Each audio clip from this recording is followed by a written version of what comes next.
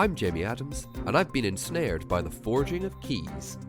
I'm Ivan McAllister, and I'd like to apologise to patron Lloyd Burt for getting his name wrong on our last cast. And I'm Sam Maggs, and I'm unique. And this is Brainwaves, bringing you the most unique news in boardgame and tabletop gaming. These are the unique headlines for the week of 26th of November 2018. White Wolf implodes. Ninja Division dig a hole that is $750,000 deep. And praise be to the algorithm as Keyforge finally launches. All this and more in this unique episode of Brainwaves.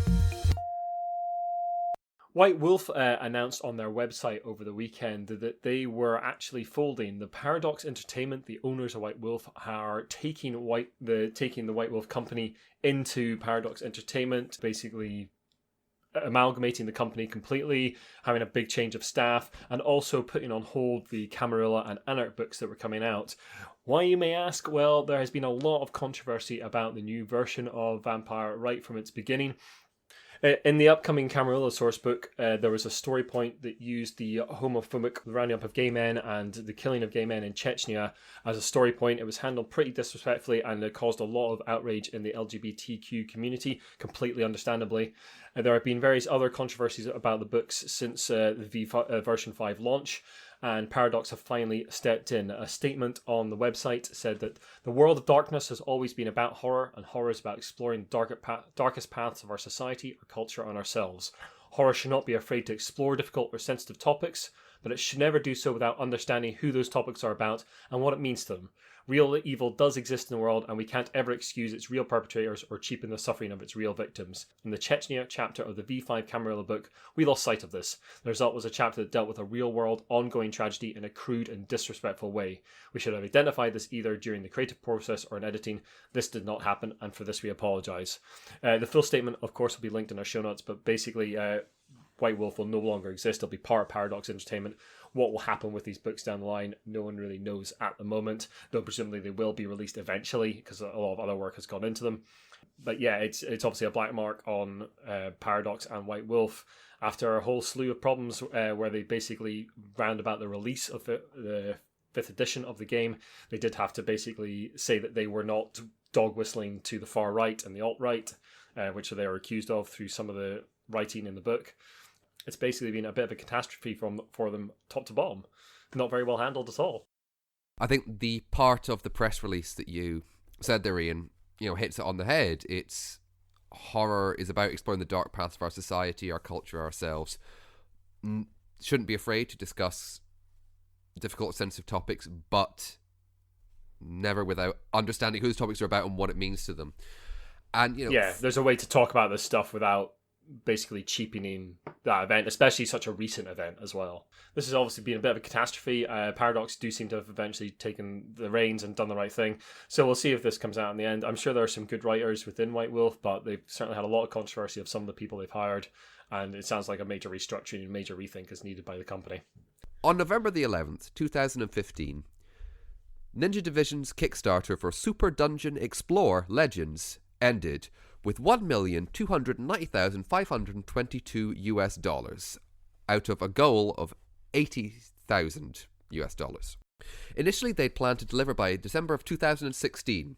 At the time of recording this, it is November 2018. Documents got put up recently on Reddit relating to a claim that Ninja Division have filed. And the upshot of this is, although they raised over $1 million, they are now looking for $750,000 more to properly finish the Kickstarter. With the initial funds raised, they are deducting project expenses, refunds, annual overheads, and total Kickstarter payment, and basically all the bits for running processing the company, fees. effectively. So basically, they're looking for $750,000 more to properly finish this Kickstarter. We'll post a complete breakdown of that in the show notes, of course. The important thing here to note is, good or bad, the level of response that Ninja Division have received from the gaming community has been, shall we say, appalling, at very least. It's one of those news stories that we come across quite frequently, that Kickstarter is not a store, unless it is, and you can check out the most recent Claustrophobia Kickstarter for what I mean by that. But basically, Kickstarter is not a pre-order store, and things go sometimes horrendously wrong, even for established companies like Ninja Division. They are deep in a hole, and that's a major problem. It looks like backers may not ever see this, unfortunately, but that doesn't give anybody any right to, as the claim says, Ninja Division have had basically people threatening them, threatening their families, and also sort of review bombing their product as well, which isn't helping because that is obviously affecting their cash flow to be able to do more things. Yes. So that sort of attitude, although annoying, I can completely sympathise with everyone who put money into this and isn't getting their product. That sort of like rage is not really helping the situation at all. After what seems like a long wait, but in reality has only been about 3 or 4 months, Keyforge is finally here. Woo! Fantasy Flight's now flagship game, really. Their unique deck game that they announced at this year's Gen Con finally came out last week, and we got our hands on some, and we've been playing it a fair amount between the three of us, I think. Yeah, I went to a little tournament last Wednesday at Black Lion Games, local game shop. Had a really good time, picked up a deck. It's really good fun. I really liked it, and I've played that deck a couple more times against Sam and my brother-in-law David as well at the Glasgow Games Festival, which we'll talk about later. I said that I would be very wary about it, and then I went and bought a deck or two. I bought a load of stuff day after release day. Sam basically keeps Fantasy Flight in business. I've only got like 9 decks, I think, in total. And how much X-Wing 2? Yeah, it's a different game there, isn't it? and Arkham Horror Card Game?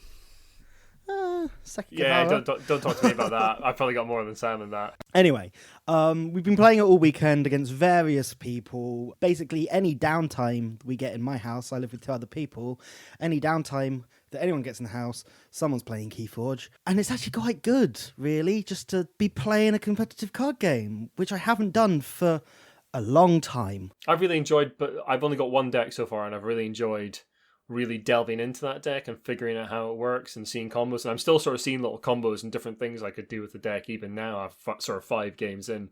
I'll be writing up a review fairly shortly for the site because I think it is worth reviewing. So if you live under a rock and you haven't heard about this, although if you're listening to a board game podcast, I assume you have heard about Keyforge. Although if it's your first time listening to it, hello, and let us tell you about this game called Keyforge.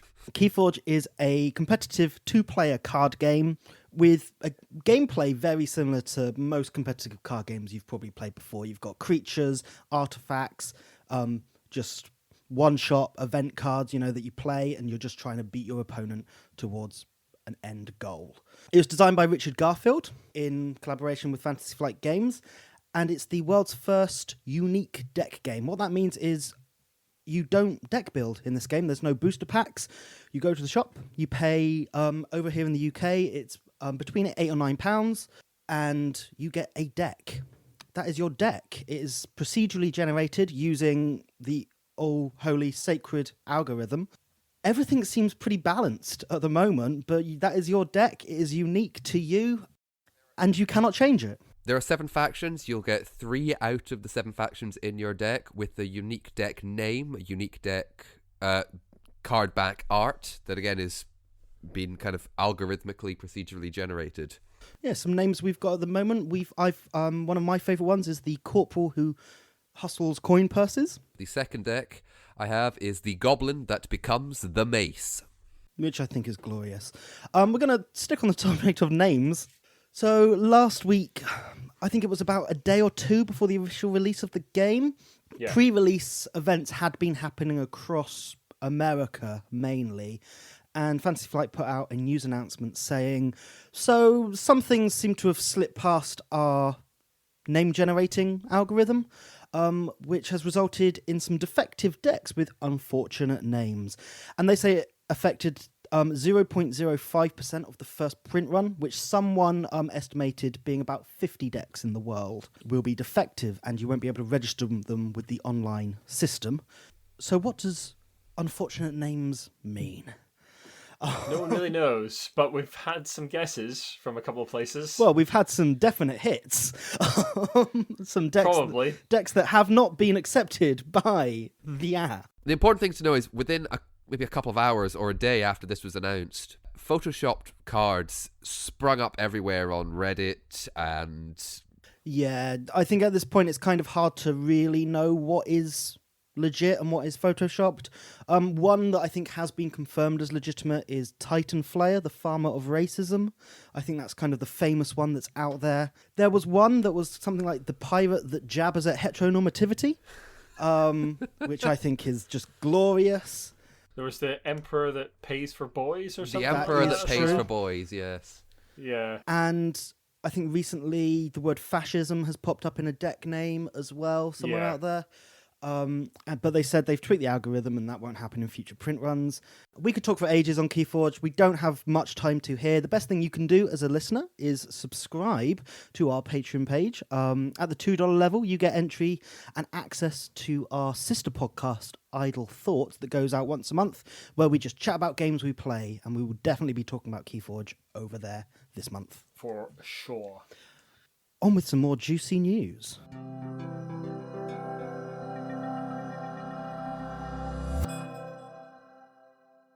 Thanks to Real Ideas Organization's Game Changer program, Billy Brown, a man who left his home less than 10 times in 7 years, has created a board game / RPG to help people with anxiety and improve confidence and social skills. Billy Brown is now 24, and basically he was taken into care repeatedly because his mum wasn't very well.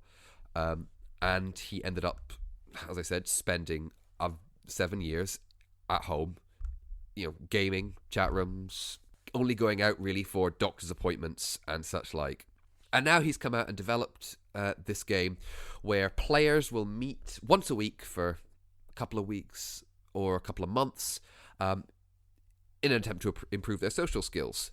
The idea is the participants play themselves, earning points by achieving certain tasks, so they can improve their characters and get points by taking on a challenge in the real world. And they have to obviously prove that they've completed this task and share the details and results in an online group for each game. I think this is a really fantastic way to get people interested. It's taking, especially if you've got, say, anxiety and you don't want to deal with a lot of social interaction. We all have that moment where it's like, I don't want to talk to people. Yeah.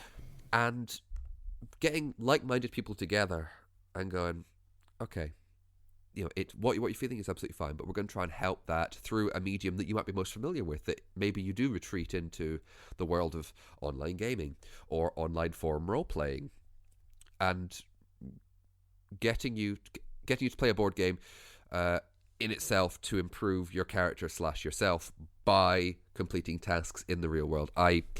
I think it's very nice. Yeah, it's great. The hobby's always been very welcoming of a wide range of people, and it provides a safe space for people to maybe get out of themselves a little bit and role play or whatever into different characters and interact with people in different ways. And it's good to see. It's always good to see the gaming community being cast in a good light and games being used for really positive ways to help people and to sort of show off what they can do in that manner. It's really good to see that kind of thing. I'm a big fan of Black Mirror, guys. Have you watched Black Mirror? I have indeed.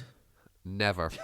Straight up, no. Well, you should, Jamie. It is absolutely fantastic. Black Mirror, if you don't know, is the sort of modern day sort of Twilight Zone horror series from Charlie Brooker. Most of the episodes focus on technology and the way that sort of technology may affect us in the future. It's all sort of like slightly dystopian versions of that technology. And now one of those episodes is coming to Target in the form of a board game based on the Nosedive episode. Nosedive was the first episode of season 3, I think. That was when Black Mirror first went to Netflix and turned into a slightly longer series with a much bigger budget. And Nosedive is an episode based on the idea that all your interactions in society are based on a social network, every single one.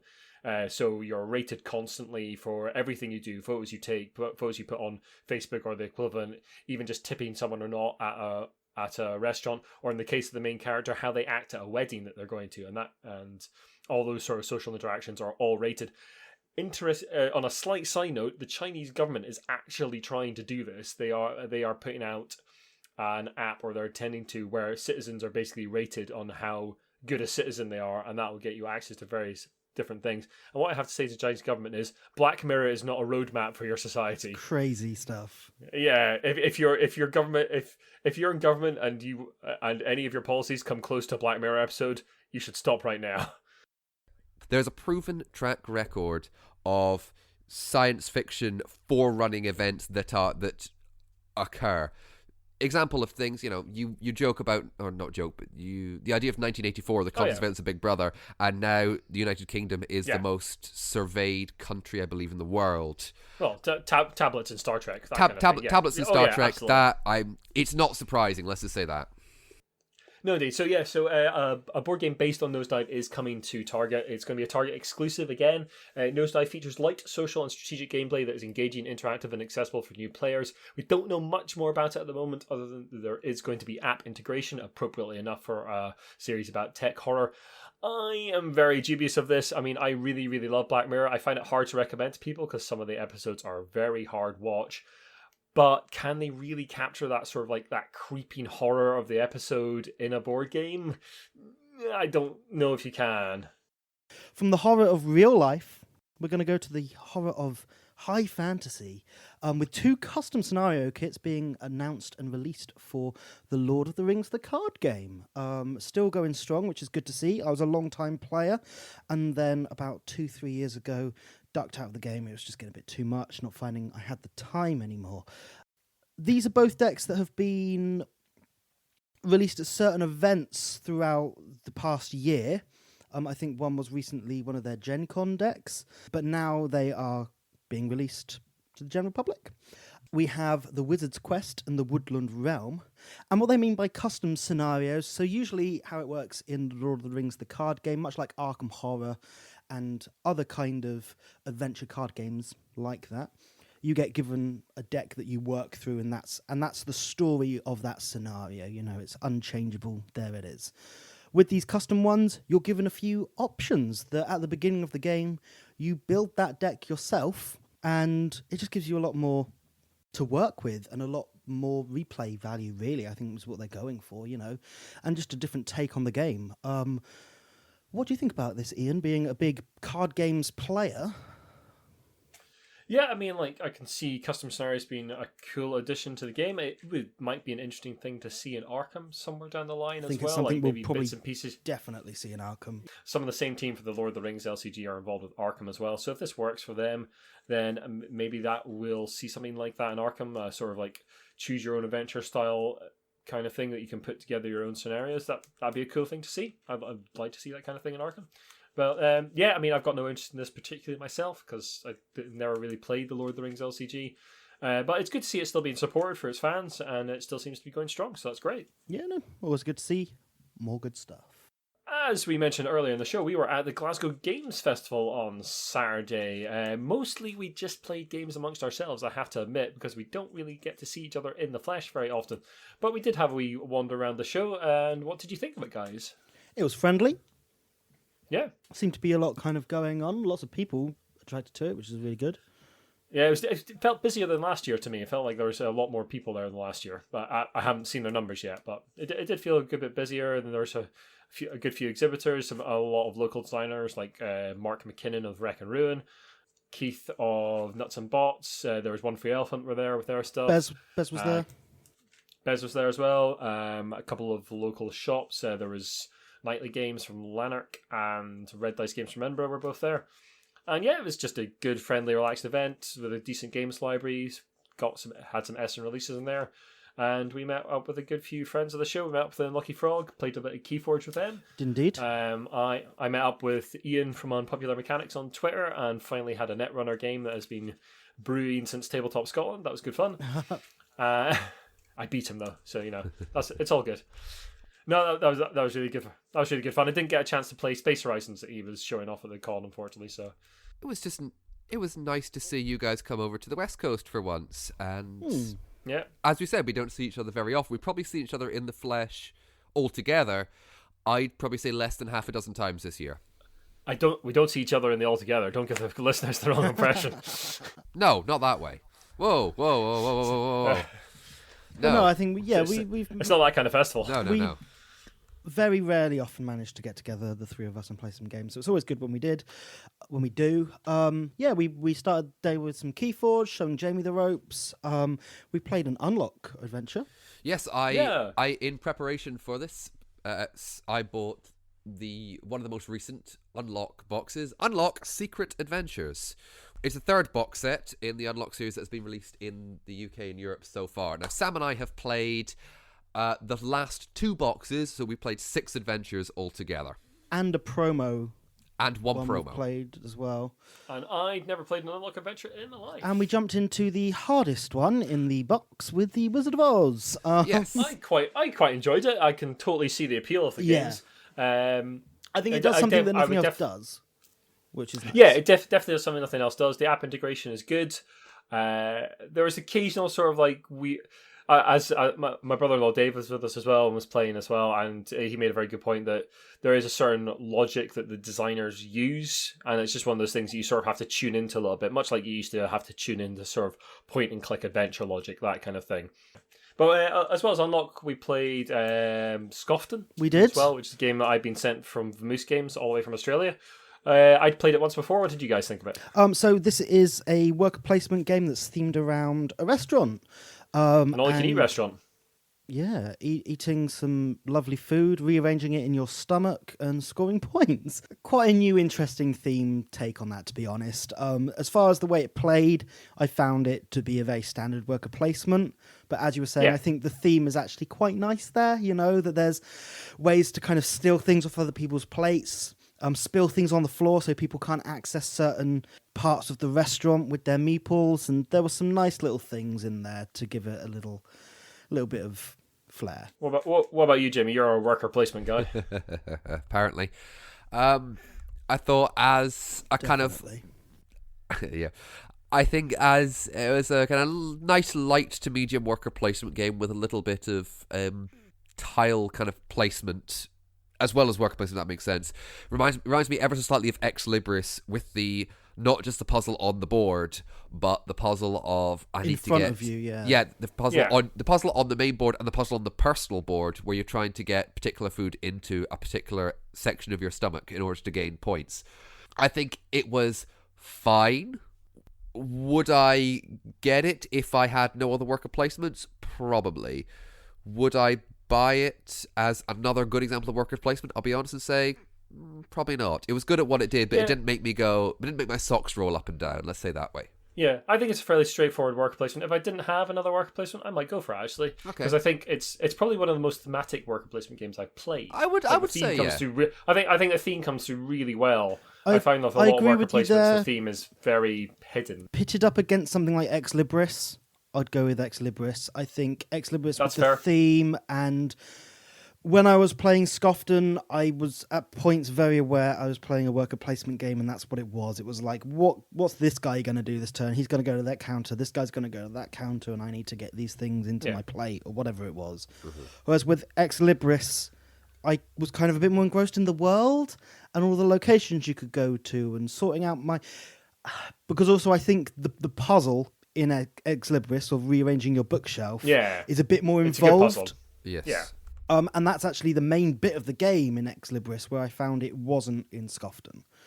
But hey, I think it was a good fun, and it was kind of oddly charming in a way.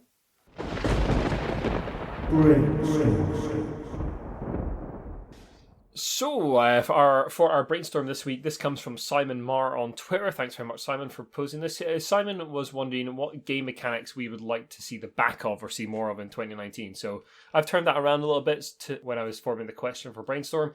So, this question is, what do you guys think was the most used mechanic in games that came out this year?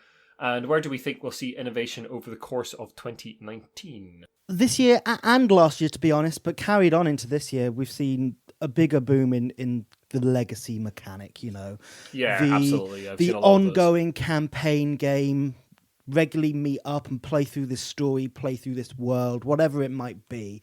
Whether that's an official Rob Davio legacy game or just something with those elements. Yeah, absolutely. We've seen more games coming out with the legacy tag on them, which we're fairly convinced is probably copyrighted because it seems to only be on Rob Davio games. And also, like you say, Sam, more games with more campaign mode, like the Arkham Horror LCG. Or Jamie Stegmaier's Charterstone. Scythe got a campaign expansion this year. Yeah, the Rise of as Fenris. well. Things like Gloomhaven being continued on in expansions. Yeah. And while these are not bad mechanics in themselves, or it's not a bad mechanic itself, I mean, look how well it's been done, or how well it's doing, to see that you're getting all these spin-offs. I mean, we had Machi Koro Legacy announced at Gen Con. It's possible that... Is that bubble about to burst? Well, I think the more recent Legacy games have not had as great a reception. Certainly, Werewolf Legacy seems to have calmed down not quite as well as they might have hoped. I think that's the same with Betrayal Legacy as well. Doesn't seem to have quite got the critical reception they might have been hoping for. Maybe we're starting to see the end of that trend. I think the other big one for this year has got to be Roll and Write. We're seeing Roll and Write games come out of everywhere. Every company is working on Roll and Write. Just to clarify things, people, we are talking about the Roll and Write genre of games, not a man called Roland Wright. Although he's a good friend of the show. Yes, he's a very good friend of the show. Fantastic games. He's got amazing penmanship, I tell you. But yeah, that is becoming a affordable, accessible, varied genre, let's say, or mechanic. It almost harks back to the old school. I can think of something like something like Yahtzee would come under Roll and Write. Absolutely, yeah. No, it's the simplest form of that, isn't it? Yeah, Yahtzee's probably like the pioneering Roll and Write game. I would think. Yeah, no, yes. I think it is something that is actually quite fun and it's nice, and I want to play more. You know, this year has been a boom in them, and I actually haven't got around to playing one. I'm thinking about backing Welcome to Dino World if that is still. One thing that obviously boomed, one thing that was obviously born this year, and I think amongst us, we kind of feel it was maybe born from the legacy things, was Fantasy Flight pioneering the unique game. Now that technology exists, and there's already 2 examples out there with Keyforge and Discover Lands Unknown, I think we're just going to see that from more companies now, more people emulating that thing. I don't think we'll see it from more companies. I think we're just going to see more from Fantasy Flight, because we'll see more from Fantasy Flight, but people will replicate it. Yeah, but the unique game is a registered trademark, I believe. No, but the actual LCG, yeah. We've seen LCGs from other companies. I know, but I mean under that brand. Oh no, absolutely. Yeah. I'm not as convinced by this as you, Sam. I think Discoverlands Unknown is not getting the reception they maybe want. I think Keyforge is a great example of. I am not saying that this is really good and needs to be innovated. I'm just saying we will see more of it. Yeah, but I don't know if I agree with you. I think it needs the right game. Yes, no. I think it's a very unlike Roll and Write games or legacy games where you can basically take those mechanics and apply them maybe to your property or whatever. I think unique games like Keyforge, like Discoverlands Unknown, it needs a very specific game to apply that tech to. I feel I'm happy to take the gamble on the randomness with something that costs £9. Yeah, absolutely. With a £40 board game like Discover, yeah, I don't want to take that risk. I want a game that I know I'm going to enjoy, that I'm going to get some value out of. And if you don't enjoy it, you spent £9 on it. Yeah, and it's not too bad, you know. So I think that's something we are going to see going forwards. Keyforge is definitely going to stick around. Yeah, I think you're right. We'll definitely see more unique games in 2019, or something using that kind of technology. Definitely. Now Fantasy Flight has shown it exists. Sam, can you hold back Ian slightly, please? Yeah, I know. He's getting quite angry at things. He's getting quite worked up. Now, this is about not plastic. This is not in games. This is not a new concept So by much any means. plastic. Over the last couple of years, the growth in miniatures dependent almost board games has exploded on Kickstarter.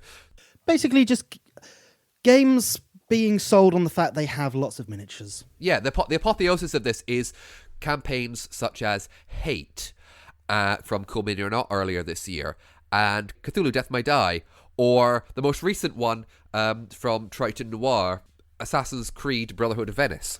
Yes. Yeah. Games that actually seem a bit lackluster in game, but come with gorgeous miniatures. Yeah. You know my opinion on this is basically, I think big C's of grey plastic look really dull, and I'd much rather have nice standees. Yeah. Yep, colourful. I just would. Artwork. Nice, big, colourful, nice standees. If you want to check out Principal Heroes on Twitter or Facebook, or just Google it. This is a guy who does 2D standees for basically Dungeons and Dragons, and they're absolutely fantastic. Really bright, cartoony sort of versions of monsters and all sorts, and they just look amazing. Absolutely fantastic. I'd love to see a board game with those in it. And this is something that's been carried over to Gloomhaven, which you're still tracking through. Yeah, and also I think it's an environmental issue as well. Like, we use so much plastic on board gaming, and it's nice to see companies like Blue Orange producing something like photosynthesis, which is entirely made of recycled cardboard. And I'd like to see more companies being a little bit more thoughtful about that kind of thing, because let's face it, we as board gamers do consume a lot of resources for our hobby. And there are some fantastic artists out there that just amazing artists. Yeah. Yeah, that's what I want to see in 2019. I want to see more games coming out with standees rather than miniatures. You don't need miniatures. I'd much rather have a nice, colourful standee. Please make that happen, board game companies. That'd be lovely. Also makes your games cheaper for consumers. Also makes your games cheaper, yep. I think ultimately what we're saying is that mechanics themselves aren't necessarily a bad thing. It's maybe sometimes the overuse of them, simply the bad use of them, maybe selling something on one mechanic or one thing in a game. I think it's bad use, especially if you attach that mechanic to an intellectual property that might be someone's first touchstone with board games. Yeah. If that's just a sort of dull, uninteresting game with just that central mechanic to sort of try and drag people in, that's a real shame if those people then just walk away from the table because not having had a good experience. And what I'd like to see is just, we're always going to get iteration in board games. I was speaking to someone on Twitter about this recently, is that the iteration is no bad thing. A lot of games are going to be a little bit workaday. Like, that's just the bread and butter of a lot of games companies. We're not going to get the next sort of legacy mechanic or the next big sort of like shift in board games every single year. That's just not going to happen. But it is good to see a little bit of innovation here and there, and just people considering what if mechanics fit their particular game, and not just shoehorning things in just because they're the flavor of the moment.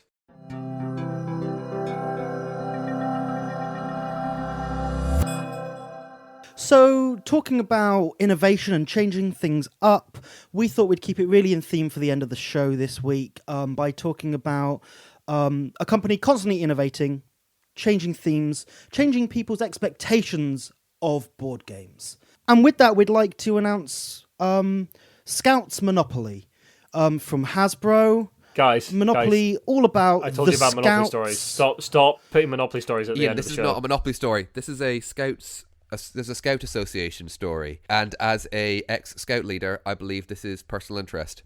So, Scouts Monopoly. Scouts, the equivalent of the Old Kent Road is Brownsea Island, the site of the first ever Scout camp. We're also getting a long-awaited sequel to one of their previous games, one of their best-selling games. We're getting Monopoly 2nd edition. We are, of Game of Thrones. Long-awaited, really anticipated from the community. Comes with a nice iron throne to hold your community chess cards. Really nice innovation of components there. Yep. And Sam, guess what? What? You can press a button on the Iron Throne card holder and it plays the Game of Thrones theme song. Well, what more do you want in gaming? That is theme immersion. That is story-led gaming almost. I'll tell you what. I know what I want as well. A change to the paper money. And funnily enough, Hasbro has done that. They're not using the paper money of Monopoly anymore. They're getting the silver stags and gold dragons from the TV show, and that is used in place of the paper money. Now, they might just be cardboard tokens, but you know what? But as we were saying, who needs fancy components? Think about the planet, cardboard tokens, really nice. And everything in this version, this second edition, as I think we should call it, just points to more immersion. You know, you've got the throne, you've got the music, you've got real Westeros money there.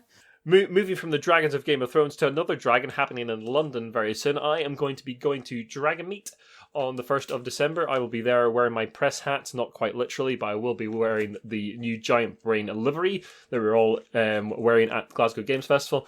And I'll be looking out for the cool new things, hoping to play some games. And come up and say hi, and let's play some games together. I'll bring my Keyforge deck with me as well, of course, and hope to get in a couple games. Hope to see some of you there.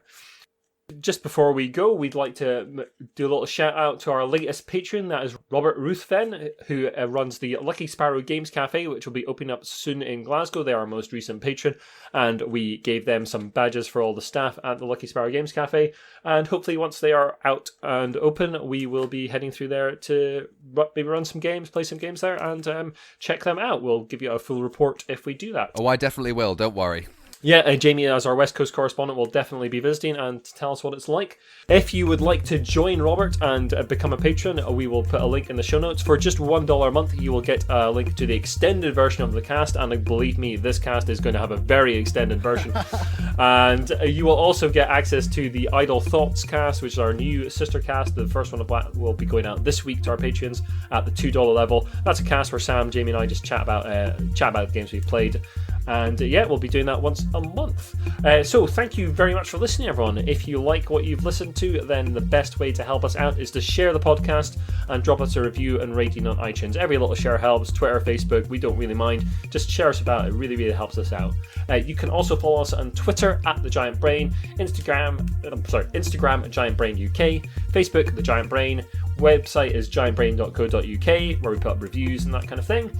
And our email address is giantbrainuk@gmail.com. And please do get in touch. Let us know what you'd like to hear about on Brainstorm in the future. If you've got ideas for questions we might debate, if you've got tasty bits of news, please let us know. Especially if you're a smaller company in the UK, we really want to hear from you.